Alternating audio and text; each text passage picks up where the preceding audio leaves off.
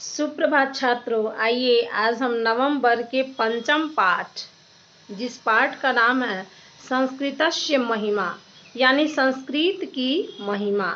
ठीक है, इसमें दिया है संस्कृत की महिमा कहिए या संस्कृत भाषा की महिमा कहिए। इसमें अब थोड़ा सा व्याख्या दिया है जो कि हम आप सबों के वीडियो के माध्यम से नहीं पढ़ा पाए थे।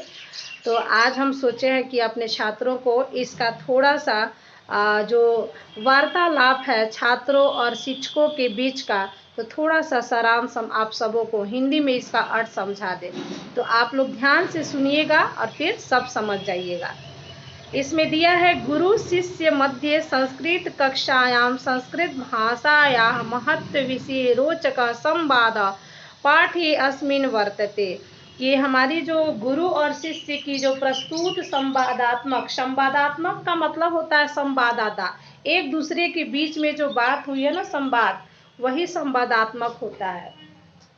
जिसका कह रहा है कि गुरु शिष्य मध्य यानी गुरु और शिष्य के बीच में जो संस्कृत कक्षा का संस्कृत भाषा का जो महत्व के विषय में रोचक संवाद इस पाठ में है। अनेन संवादानेन छात्राणां ज्ञान वृद्धि जिज्ञासा च प्रवर्तते। अनेक संवादों के बीच में छात्राओं को ज्ञान वृद्धि जिज्ञासा भी प्रवर्तित किया जाएगा। संस्कृतस्य व्यापकत्वं शब्द रचनां शक्ति अन्यमुपयोगं च दर्शयति पाठो अस्मिन्। कह रहे कि देखिए इसके इस पाठ के माध्यम से संस्कृत के व्यापक शब्द रचना शक्ति और उनके अव्यय और उनका प्रयोग जहाँ दर्शन होता है, इस पाठ के माध्यम से छात्रों को बताया जाएगा।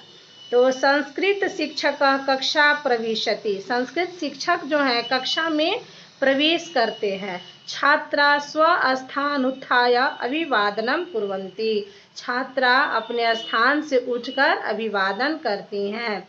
शिक्षक उपविशन्तु सर्वे अद्य संस्कृतस्य महत्वं कथयामि, ये शिक्षक कह रहा है कि सभी बैठ जाएं, आज मैं आप लोगों को संस्कृत के महत्व के बारे में बताता हूँ। रमेश जो कि छात्र है, गुरुदेव अपि संस्कृतस्य अध्ययनं लाभकरकम, गुरुदेव क्या संस्कृत पढ़ना लाभदायक है। शिक्षक न जानासि वत्स संस्कृतम बिना न संस्कृति, शिक्षक कह रहे हैं कि नहीं जानते हो वत्स, संस्कृत के बिना संस्कृति नहीं है। राजीव ये दूसरा छात्र है, का नाम संस्कृति, राजीव कह रहा है कि क्या नाम है संस्कृति, संस्कृति का नाम क्या है। अभी तक वो संस्कृति समझा ही नहीं कि संस्कृति क्या है, इसलिए वो शिक्षक से पूछता है कि का नाम संस्कृति। तो शिक्षक कह रहा है संस्कृति एव आचारा विचारा भवनाश्च सन्ति अत्रे में भवन्ति तत्रैव संस्कृति। संस्कृत जो है, संस्कृत से ही आचार विचार तथा भावना का पता चलता है। जिनमें ये होते हैं उनमें ही संस्कृति होती है और उन्हें संस्कृति का मतलब सभ्य माना जाता है। ठीक है, पुष्कर कथयन्ति जना यत इव मृता भाषा, पुष्कर कह रहा है कि लोग कहते हैं कि यह मरी हुई भाषा है। फिर शिक्षक कहते हैं वत्स ज्ञानहीन आस्ते, बच्चों वे अज्ञानी होते हैं जिनको ज्ञान ही नहीं है। अस्यामेव भारतीय भाषाणाम जीवनम, इससे ही हमारी भारतीय भाषाओं का जीवन है। अस्या एव भारतीय भाषा निर्गता, इसी से ही हमारी भारतीय भाषा निकला हुआ है, उत्पन्न हुई है, इसी से हमारी भारतीय भाषा उत्पन्न भी हुई है। एतदर्थम सा भाषाणाम जननी कथ्यते। ठीक है, इसलिए इस भाषाओं को क्या कहा जाता है, सभी भाषाओं की जननी कहते हैं। नेय अमृता भाषा, यह मरी हुई भाषा नहीं है। अपितु अजरा अमरा चेती, अपितु अजरा अमरा चेती, यह जो भाषा है अजर अमर है, यानी कभी मर मिटने वाली भाषा नहीं है। कौन सी भाषा, तो संस्कृत। अद्यापि सा जीवती, ठीक है, आज भी यह जीवित है और बहुत जब तक मनुष्य रहेगा, संस्कार रहेगा, तब तक ये जीवित रहेगा। रमेश अस्यामेव भारतीय भाषाणाम जीवनम। रमेश कह रहा है यही क्या, यह भारतीय भाषाओं की जननी है?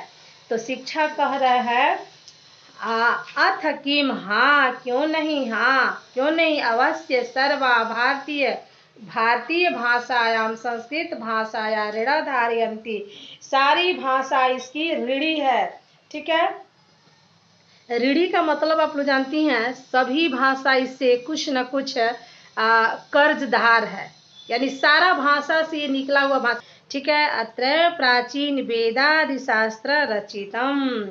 इसी भाषा से प्राचीन वेद शास्त्र आदि लिखे गए हैं, रचे गए हैं। कमाल शब्द ज्ञानाय संस्कृत कोशो अपि वर्तते किम। अब कमाल नाम का लड़का कह रहा है कि क्या शब्द ज्ञान के लिए संस्कृत शब्दकोश भी है? संस्कृत तो कह रहे हैं, शिक्षक कह रहे हैं कि अब देखते हैं आगे, पृष्ठ पलटते हैं फिर देखते हैं आगे। आम प्राचीन नवीनाश्च अनेके संस्कृत कोशाः सन्ति। शिक्षक कह रहे हैं कि हाँ, ठीक है, शिक्षक कह रहे हैं हाँ, पुराने नए अनेक संस्कृति शब्दकोश हैं। यहाँ नवीनाश्च, प्राचीना और नवीनाश्च यानी पुराने और नए अनेक संस्कृत के शब्दकोश हैं। शब्द रचना विधिरपि व्याकरणे वर्तते, तेन लक्षसः शब्दा निर्मीयन्ते, अन्यासु भाषासु प्रदीयन्ते। ठीक ना, कह रहा है शिक्षक कह रहे हैं कि शब्द रचना विधि के लिए व्याकरण भी है। शब्द रचना विधि के लिए क्या है? व्याकरण भी है, जिससे लाखों की संख्या में शब्द निकला हुआ है और उसी लाखों के संख्या से शब्द भी बनाए गए हैं तथा अन्य भाषाओं में प्रयोग भी किए गए हैं। भाषा सुप्रदीयन्ते यानी प्रयोग किए गए हैं।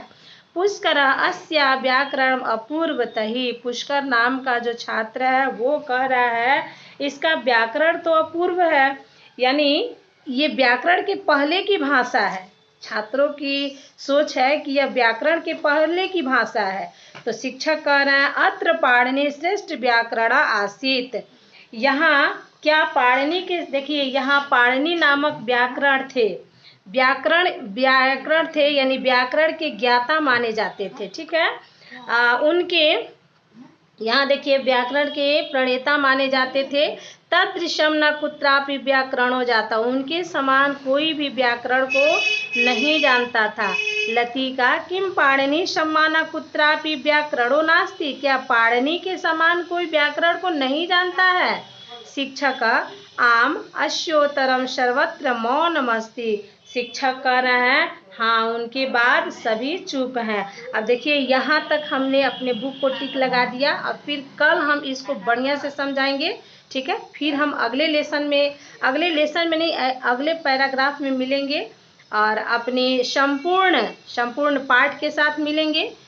संपूर्ण पाठ का मतलब हमारा ये संस्कृत शिक्षक संस्कृतस्य महिमा के पूरे पाठ से मिलेंगे और फिर हम आप लोग को अवगत कराएंगे। ठीक है, तब तक के लिए इसको समझिए और पढ़िए, घर पे रहिए। धन्यवाद।